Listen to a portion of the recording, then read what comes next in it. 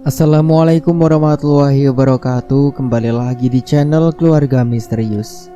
Di kesempatan kali ini saya akan membawakan sebuah cerita yang berjudul Keluargaku yang dipelet sampai hamil. Bagaimana dan seperti apa kelengkapan ceritanya? Tentunya tak usah berlama-lama, langsung saja kita masuk ke ceritanya.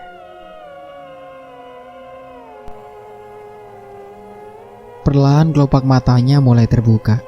Suasana yang asing membuatnya kembali menutup mata, mencoba mengingat apa yang baru saja terjadi semalam. Lalu bayangan kejadian itu kembali terlintas. Tubuhnya didorong oleh seseorang hingga jatuh tepat di atas kasur dengan spray berwarna putih tersebut. Membuat wanita muda itu refleks bangkit, lalu duduk untuk mengamati sekeliling. Ia mengedarkan pandangannya ke seluruh ruangan. Beberapa buku nampak berserakan, dan di samping rak buku itu terdapat sebuah gitar tua.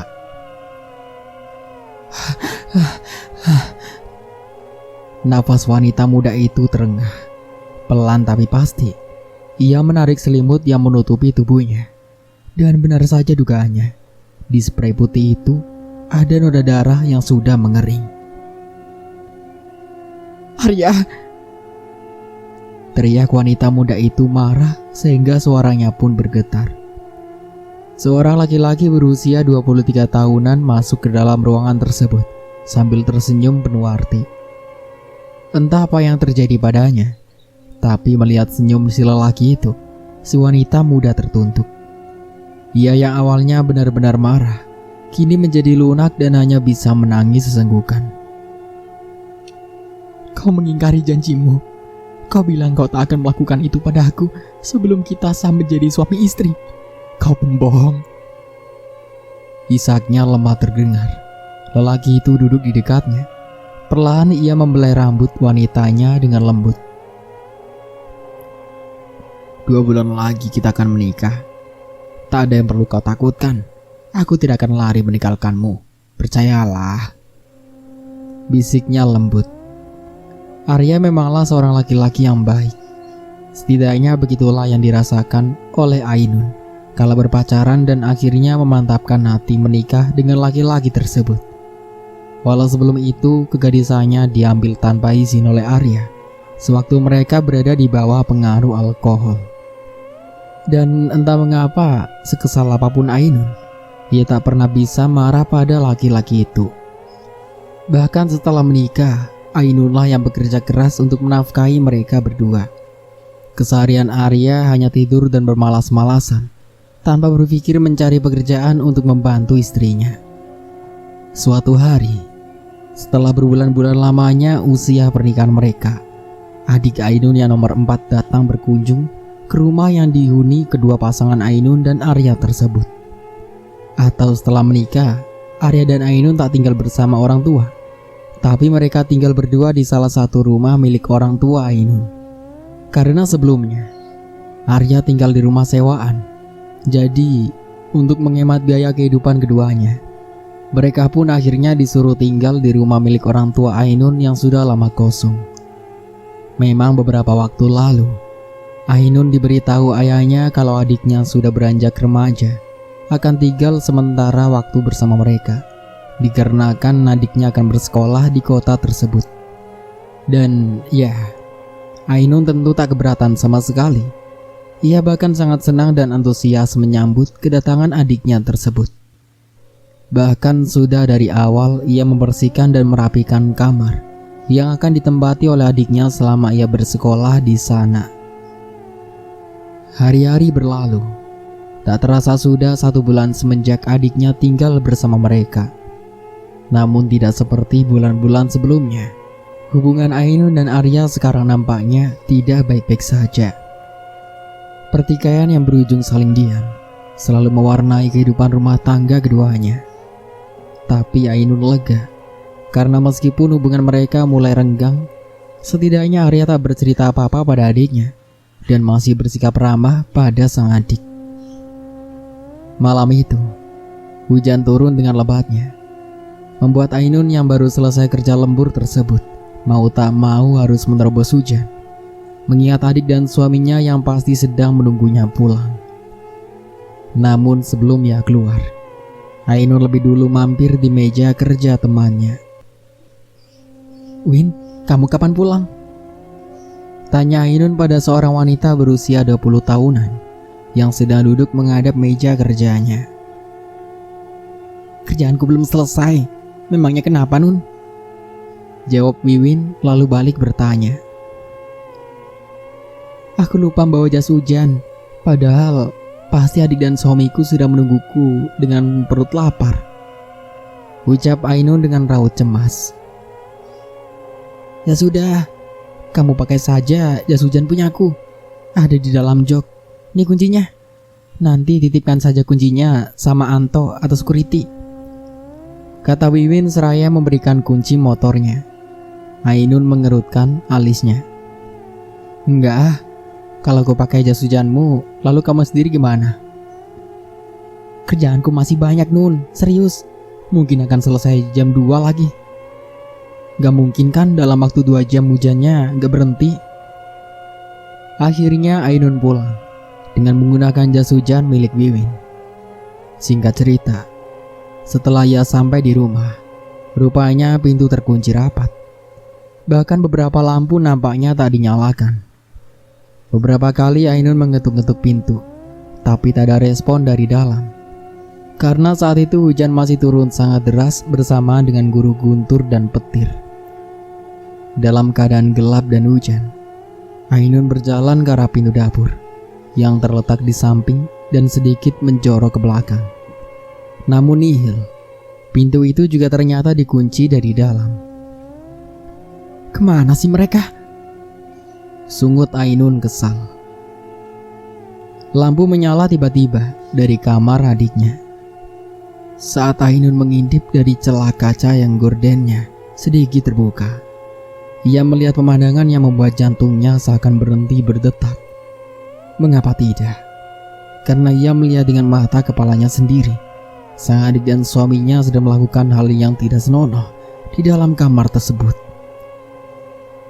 Karena hati dan perasaannya sudah tidak bisa lagi mengendalikan emosinya yang memuncak, Ainun mengambil sebuah batu, lalu memukulkannya pada kaca jendela hingga pecah berkeping-keping. Adik dan suaminya yang sedang asik bersindah tersebut jelas kaget dan nampak sekali raut ketakutan adiknya ketika melihat wajah Ainun yang merah padam. "Buka pintunya!" Ainun berteriak. Dan plak, sebuah tamparan mendarati pipi mulus sang adik. Darah dari luka di tangan Ainun pun ikut membekas di pipi gadis itu. "Aku pulang hujan-hujanan hanya karena memikirkan perut kalian berdua. Tapi rupanya apa yang aku lihat malam ini sangat terbanding balik dengan apa yang aku lakukan untuk kalian. Apa kalian itu tidak punya otak ah? Kau juga, Arya. Dia ini adikku." teriak Ainun dengan suara yang bergetar menahan tangis. Arya hanya berdiri mematung terdiam 1000 bahasa. Begitu juga dengan adiknya yang tertunduk sesekali terisak. "Aku akan melaporkan kelakuan kalian pada Abah," ancam Ainun akhirnya. Disitulah baru Arya mulai berbicara dan tangis adiknya semakin terdengar jelas. "Aku khilaf. Aku benar-benar hilaf. Tolong jangan ceritakan masalah ini pada Abah," ujar Arya memohon. "Jangan Kak, aku sungguh minta maaf. Ini semua di luar kendaliku. Ya Tuhan, aku benar-benar bodoh. Tolong jangan sampai masalah ini sampai ke telinga Abah. Aku bisa mati Kak."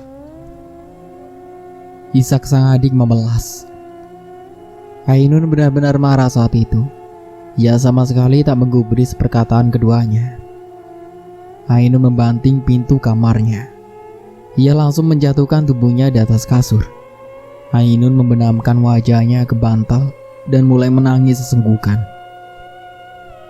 Hampir 1 jam lebih ia menangis, dan perlahan-lahan ia mulai tertidur. Dalam mimpinya, Ainun melihat spray miliknya hanya terbawa arus ketika sedang dicuci. Dan akhirnya ia terbangun ketika sebuah tangan mengelus punggungnya Rupanya itu adalah Arya. Arya memohon dan memberikan penjelasan atas apa yang terjadi malam itu. Aku berjanji tidak akan mengulangi hal itu lagi. Dan aku mohon, jangan sampai masalah malam ini sampai ke telinga ayahmu. Karena aku yakin kau pasti akan disuruh meminta cerai. Dan aku benar-benar gak sanggup kehilangan kamu. Ucap Arya lirih, membuat dada Ainun bergetar. Meski ia sangat sakit hati dan kecewa, tapi entah kenapa ia tak tahan jika sudah kena rayuan Arya.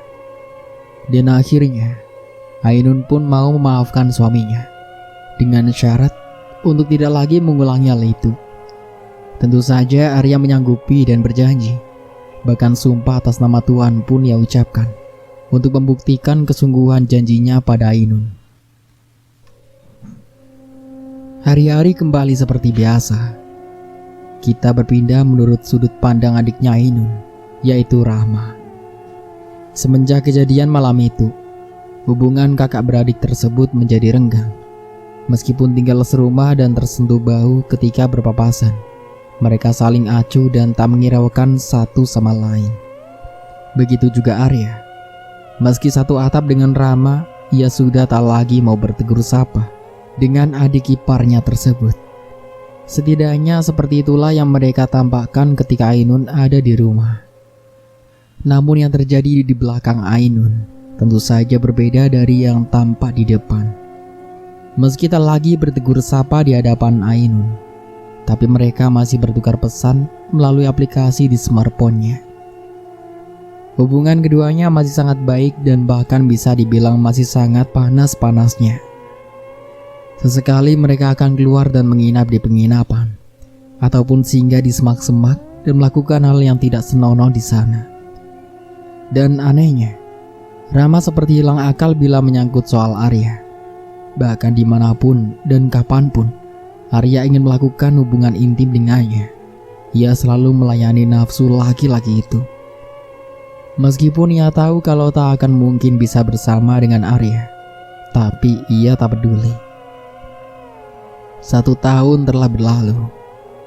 Hari itu sepupu Ainun yang bernama Ida datang berkunjung ke rumah bersama dengan anaknya yang baru berusia 3 tahun. Ia curhat pada pasangan itu tentang rumah tangganya yang sudah di ujung tanduk karena suaminya berselingkuh dengan seorang wanita yang bekerja di sebuah warung makan di dekat perkebunan kelapa sawit. Kalau dia selingkuh, kau harus selingkuh juga. Jangan mau kalah, ujar Arya terdengar menyela pembicaraan keduanya. Ainun menarik napas panjang sembari menatap tajam ke arah Arya. Maaf, aku hanya bercanda, ucap Arya kemudian. Setelah sekian lama mereka mengobrol, Ida pun bermaksud untuk berpamitan pulang, namun ditahan oleh Ainun yang melihat keponakannya itu sudah tertidur lelap di depan televisi. Kalian menginaplah di sini semalam. Tuh lihat si Adel sudah tidur dah. Kasihan kalau harus dibangunkan. Ida melirik putri kecilnya tersebut, dan akhirnya ia pun mengangguk. Jam sudah menunjukkan pukul 5 sore kala itu. Maaf ya Dak, aku gak bisa menemani kalian malam ini. Soalnya aku dapat shift malam seminggu terakhir ini, ucap Ainun seraya menggenggam tangan Ida. Ya gak apa-apa, aku ngerti kok. Hati-hati kerjaannya, balas Ida tersenyum. Sepeninggal Ainun, Ida dan Arya mengobrol panjang, dan sekali Ida tertawa lepas dengan lelucon yang dilontarkan Arya. Dan entah bagaimana, tiba-tiba Arya perlahan mulai mendekati bibirnya pada pipi Ida. Keduanya terbawa suasana, hingga akhirnya azan maghrib pun berkumandang, menyudahi ciuman keduanya. Tangan Arya masih berada di bahu Ida ketika Rama masuk ke dalam rumah. Arya melempar senyum pada adik iparnya itu, namun Rama menunjukkan tatapan tak sukanya pada Ida yang refleks menggeser duduknya menjauhi Arya. Baru pulang Kak Rama? Tanya Ida berbahasa basi, namun jelas suaranya terdengar gugup. Kalau aku tidak pulang, apa yang akan kalian lakukan? Ujar Rama balik bertanya, lalu berjalan dengan langkah kasar menuju kamarnya. Arya menanggapi itu hanya tersenyum. Ia tahu jika Rama cemburu pada Ida. Aduh, aku jadi merasa bersalah. Aku takut kalau Rama melaporkan apa yang dia lihat tadi pada Aini. Gak usah khawatir, aku akan menyelesaikan kesalahpahaman ini. Ida mengerutkan alisnya. Ia hendak bertanya, tapi kemudian ia mengangguk tanpa bertanya apa-apa pada Arya. Malam itu setelah Ida tertidur, Arya masuk ke dalam kamar Rama. Rupanya Rama masih merajuk dan tak menanggapi Arya. Tapi lagi-lagi Arya berhasil meyakinkan Rama bahwa antara ia dan Ida sama sekali tak ada hubungan apapun. Lalu kemudian mereka pun berbaikan lagi. Ini apa, Dek? Kamu minum obat ini? Ujar Ainun setelah mendobrak masuk ke dalam kamar adiknya. Wajah Rama seketika menegang ketika melihat kepingan obat KB atau penunda kehamilan berada di tangan sang kakak. Itu bukan punya aku. Mana mungkin aku meminum obat seperti itu, Kak? Itu titipan dari temanku untuk ibunya. Jawab Rama. Kenapa temanmu menitipkan obat seperti ini sama kamu? Kenapa enggak dia sendiri yang balikan untuk ibunya? Atau ibunya sendiri yang beli? Tidak masuk akal. Dia sakit dan gak bisa kemana-mana, Kak. Dan ibunya kan ngurus adiknya yang masih bayi itu, Kak. Makanya gak bisa kemana-mana juga. Rencananya hari ini aku mau antarkan obat ini ke rumahnya dia. Ainun yang merasa kalau jawaban adiknya itu masuk akal, lalu memberikan obat tersebut pada adiknya. Lain kali jangan mau disuruh beli-beli obat yang begini. Nanti bikin orang salah paham sama kamu. Mulai hari ini aku akan cek isi tas dan kamarmu. Ujar Ainun sebelum keluar dari kamar adiknya. Rama menghela napas lega, meskipun kelegaannya itu hanya sementara. Benar saja, setelah hari itu Ainun selalu rutin mengecek isi kamar adiknya dengan detail. Dan tentu saja tidak menemukan apa-apa, karena Rama sudah tak menggunakan obat penunda kehamilan itu lagi. Namun masalah besar pun muncul setelah beberapa bulan masalah penemuan KB tersebut. Rama mengatakan bahwa ia sudah telat haid pada Arya, yang tak kalah kagetnya mendengar kabar buruk itu.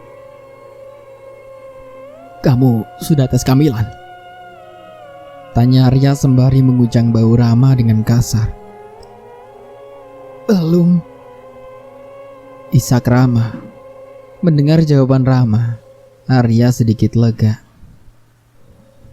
Kamu tunggu di sini. Aku akan beli alat tesnya dulu. Singkat cerita, setelah menunggu beberapa saat, hasil tesnya pun mulai terlihat. 2 garis merah muda nampak sangat jelas terlihat. Rama menangis jadi-jadinya ketika mengetahui kalau ia sudah positif hamil. Arya nampak cemas dan tak kalah bingung. Bagaimana kalau masalah ini sampai ke telinga Ainun dan orang tuanya? Kamu harus gugurkan kandunganmu. Aku takut. Kenapa kita nggak jujur sama Kak Ainun? Aku yakin dia bakal mengerti dan izinin kita buat nikah. Ujar Rama seperti sudah kehilangan akal. Itu tidak mungkin. Bentak Arya gusar. Semenjak hari itu, Arya jarang berada di rumah. Bahkan nomor Rama pun sudah ia blokir.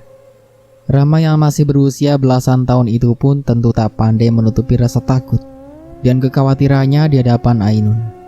Apalagi sudah beberapa waktu ini, ia mulai mengalami mimpi buruk yang aneh dan membangunkannya tepat di tengah malam dengan badan yang dibanjiri oleh keringat. Ainun mulai mencium gelagat aneh pada adiknya yang menjadi lebih tertarik pada buah-buahan muda, seperti kedondong mangga muda. Bahkan beberapa kali ia melihat adiknya itu memakan jeruk nipis yang dicampur dengan kecap asin dan cabai. Tanpa sepengetahuan adiknya, hari itu Ainun membawa Rama ke tempat praktek dokter Hartini yang merupakan teman lamanya Ainun. Di tempat itu, Rama dicek dan diminta untuk melakukan tes kehamilan. Meski menolak, namun ia tetap dipaksa oleh Ainun. "Tidak akan sakit, cuma air kencingmu yang dibutuhkan," bentak Ainun. Dan setelah beberapa saat kemudian, Dokter Hartini menjelaskan bahwa Rama sudah hamil lebih dari 8 minggu. Rama gemetar dan matanya mulai berair. Ia tahu masalah besar akan segera datang padanya setelah itu. Sepanjang perjalanan pulang, Ainun hanya diam saja, membuat Rama semakin ketakutan. Dan apa yang ditakutkan oleh Rama pun menjadi kenyataan. Ainun membawanya pulang ke rumah orang tua mereka. Tanpa basa-basi, Ainun melaporkan masalah Rama pada kedua orang tua mereka. Sebuah tamparan dari Abah mendarat tepat di wajah Rama. Pipinya yang mulus seketika memar dan memerah. "Siapa laki-laki itu? Siapa?" ujar Abah dengan suara yang menggelegar. Rama sesenggukan. Ia menundukkan wajahnya dalam-dalam. Dan tiba-tiba saja, sesuatu yang aneh terjadi. Tubuh Rama tiba-tiba kejang. Giginya mengantuk dan urat-urat leher terlihat jelas. Ibunya yang melihat itu jelas histeris. Mereka berusaha menyadarkan Rama. Bahkan menciprat-cipratkan air pada wajahnya pun sudah dilakukan. Tapi Rama tak kunjung merespon. Tubuhnya masih kejang dan darah mulai keluar dari hidungnya. Meskipun Abah saat itu sangat marah pada Rama, tapi beliaulah yang paling khawatir dengan keadaan Rama. "Ambil kunci, cepat!" ujarnya dengan suara bergetar. Hari itu, Rama dilarikan ke rumah sakit kecil yang ada di daerah tersebut. Keadaan Rama berangsur-angsur pulih setelah dirawat selama 3 hari di sana. Namun sepulangnya Rama dari rumah sakit, ia menjadi susah diajak bicara dan lebih sering melamun seperti orang linglung. Bahkan ia bisa sampai berjam-jam lamanya menatap ke satu objek tanpa mengalihkan pandangan ke objek lain. Sesekali terdengar rintihan mengiris dan tawa yang aneh. Beberapa kali juga ia mencoba melukai tubuhnya sendiri, seakan-akan itu ia lakukan bukan atas kemauannya. Tapi ada sesuatu yang tak kasat mata tengah mengendalikan tubuhnya. Dari tatapan matanya bisa dilihat kalau dia juga tak mau seperti itu. "Bagaimana keadaan adikmu?" tanya Arya di suatu hari ketika Ainun akan bersiap-siap berangkat bekerja. "Dia benar-benar depresi. Mungkin laki-laki biadab yang mengamilinya tak mau bertanggung jawab, dan menurutku bisa jadi laki-laki itu yang mengancam Rama, sehingga membuatnya hampir gila." "Kasihan dia. Semoga lekas sembuh." "Bukan kau kan yang mengamilinya?" "Astaga, pertanyaan macam apa ini sayang? Jelas bukan aku. Kau sendiri pun tahu kan, aku sudah tak bertegur sapa lagi dengannya. Kejadian malam itu hanya sebuah kekhilafan, dan aku sungguh menyesal. Atau malu bila mengingat hal itu." Ainun menghela napas panjang. Terlepas benar atau tidaknya perkataan sang suami, Ainun yakin kalau Arya tak ada kena-mengena dengan kehamilan Rama. Beralih ke rumah orang tua Ainun. Hari itu kakeknya yang tinggal di desa lain datang berkunjung untuk menengok keadaan Rama. Kakek ini adalah adik kandung dari kakeknya Ainun yang sudah meninggal. Beliau ini dikenal sebagai sesepuh desa.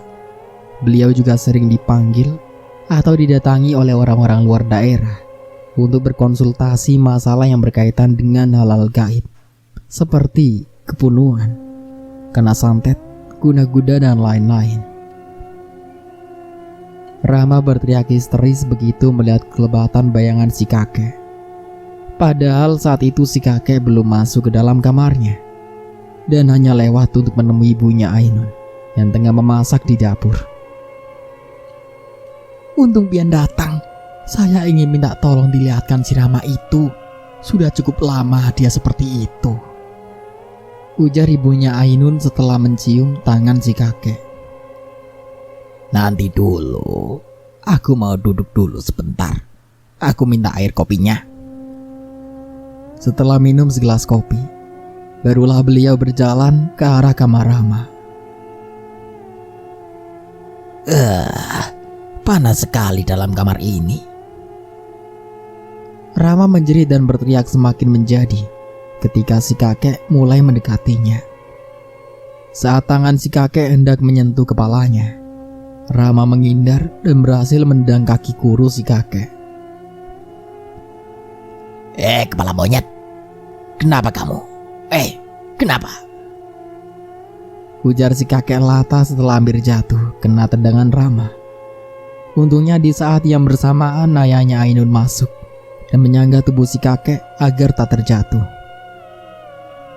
Kena gangguan makhluk halus ini. Benar sekali, badannya yang ada di dekatnya ini. Lalu, bagaimana nih sekarang? Apa bisa diusir?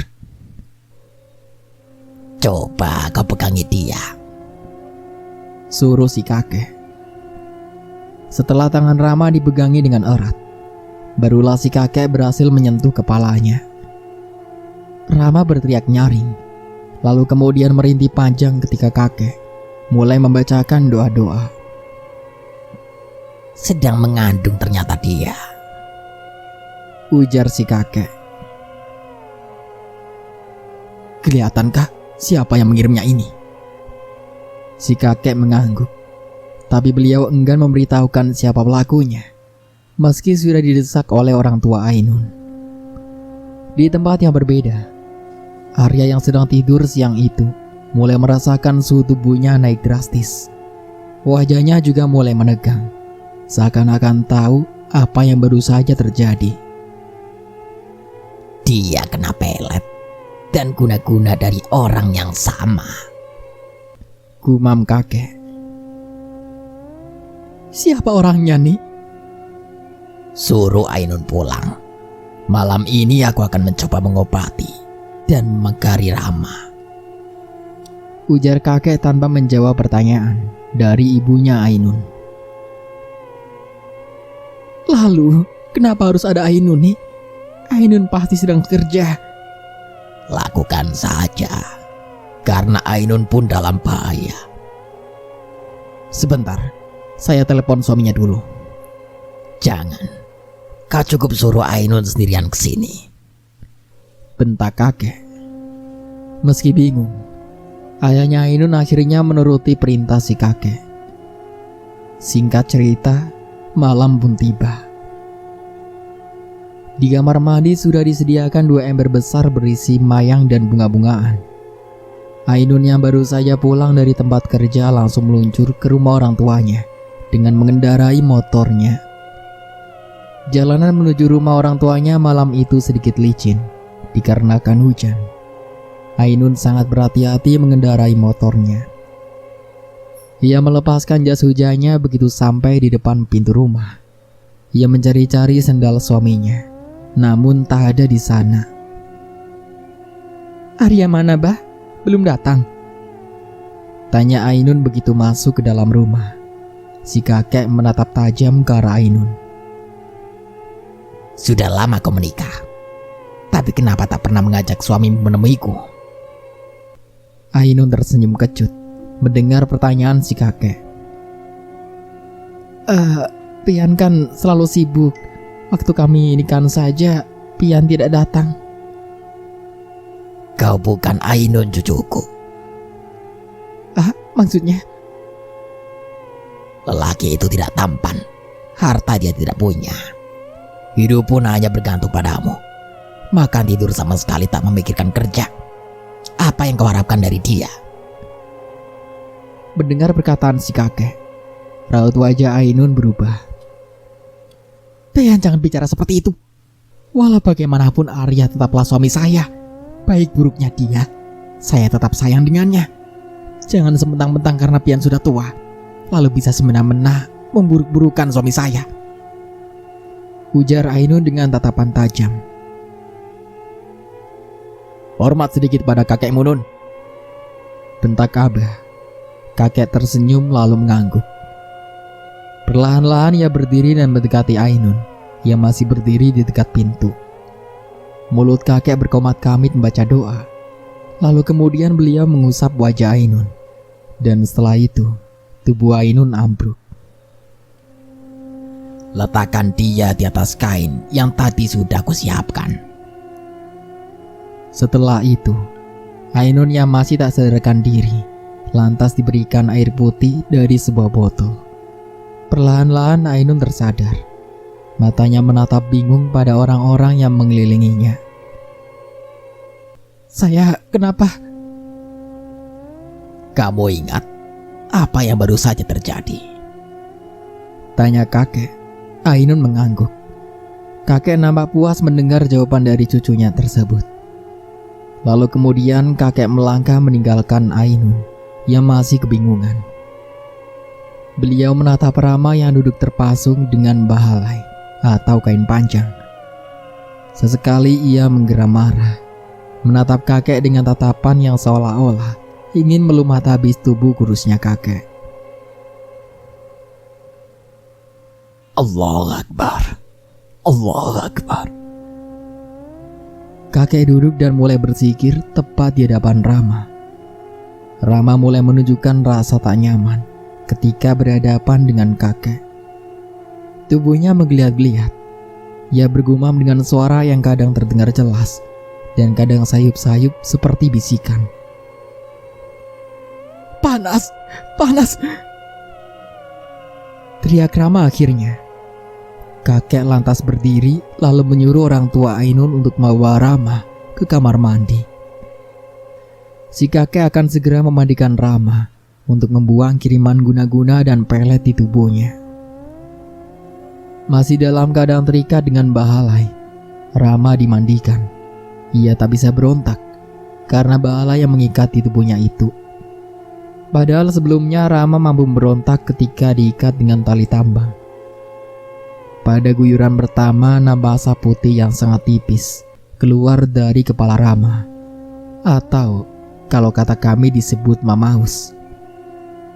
Di guyuran kedua, tubuh Rama menggigil, dan pada guyuran ketiga, tubuh Rama tak bereaksi lagi. Mayang itu kemudian dipapaikan di kepala dan baunya. Setelah itu, ikatan bahalainya dilepaskan. Ainun yang juga ada di sana disuruh mengganti bajunya dengan tapi atau sarung. Kemari, biar kau sekalian kumandikan. Saat dimandikan guyuran demi guyuran, Ainun merasa ada sesuatu yang keluar melalui kepalanya. Rasanya panas lalu kemudian menghangat. Rasanya lega, plong, nyaman. Dan tubuh terasa jauh lebih segar setelah dimandikan. Kalian semua, jangan ada yang keluar rumah malam ini. Aku akan menyelesaikannya sampai tuntas malam ini. Pesan kakek sebelum pergi. Beliau pergi diiringi tatapan bingung oleh orang-orang di rumah tersebut. Kakek menaiki motor poswannya. Lalu perlahan-lahan suara motor itu menjauh dari halaman rumah. Sesampainya di rumah, kakek lantas membasuh diri dan kemudian berwudu. Beliau sholat. Setelah selesai sholat, kakek mulai berzikir kembali. Angin bergemuruh membuat atap-atap seng rumah kakek terangkat dan menciptakan suara riuh. Desitan seng yang bergesekan membuat ngilu siapapun yang mendengarnya. Bersama dengan itu, seekor ular merayap masuk ke dalam rumah melalui celah di bawah pintu. Ular kobra hitam dengan racun mematikan itu mendekati kakek. Namun ular itu hanya mengangkat kepalanya menyerupai sendok. Hewan berbisa tersebut sama sekali tak menyerang kakek. Saat kakek membuka matanya, perlahan-lahan ular itu menjauh. Kembalilah pada tuanmu, ujar kakek Dan kemudian ular itu keluar melalui celah yang sama. Tentu itu bukan ular sembarangan. Alhamdulillah, ucap kakek. Seraya mengusap wajahnya, beliau bangun dari duduknya, lalu berjalan ke arah kamar. Keesokan paginya, si kakek menemukan ular yang sama dengan yang tadi malam. Namun ukurannya jauh lebih kecil, tergeletak mati di tangga rumah. Kakek melemparkannya ke halaman rumah. Lalu kemudian beliau bersiap-siap untuk pergi ke rumah orang tua Ainun, yaitu keponakannya. Disitulah barulah kakek menceritakan apa yang terjadi sebenarnya. anak yang ada dalam kandunganmu itu tidak bersalah. Biar bagaimanapun, dia adalah titipan dari Allah. Jangan pernah menyia-nyiakan ataupun membeda-bedakannya. Karena anak-anak itu semuanya sama. Terlepas dari perbuatan orang tuanya, mereka bersih dan suci. Ujar kakek menatap cucu-cucunya satu persatu. Ainun memeluk adiknya erat.